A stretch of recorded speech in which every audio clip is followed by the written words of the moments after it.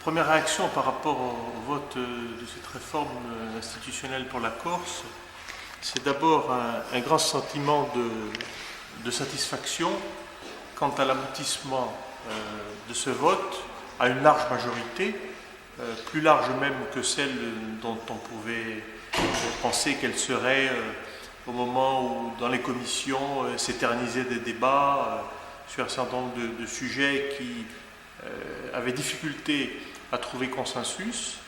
Et puis maintenant,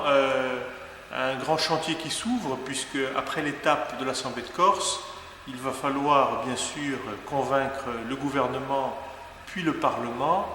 d'adopter cette nouvelle architecture institutionnelle pour la Corse qui, nous le pensons, et ça a été le sens de notre contribution, doit aller vers la simplification de nos institutions et par là même accroître l'efficacité de l'action publique en Corse. Alors bien sûr, dans un tel rapport, il y a des choses que l'on approuve totalement et puis d'autres sur lesquelles les uns et les autres avons dû faire une partie du chemin pour se retrouver. La partie qui nous posait le plus de problèmes et qui était la plus éloignée de nos propositions à nous, du groupe Corse social-démocrate, a été celle du choix de l'architecture institutionnelle, à savoir, non pas comme nous le proposions,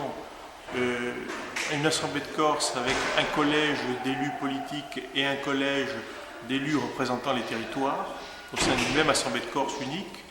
mais une Assemblée de Corse avec un établissement public qui est censé représenter les territoires avec des élus notamment issus des conseils communautaires. Ceci ne nous semble pas une bonne formule pour les raisons que j'ai énoncées en session, mais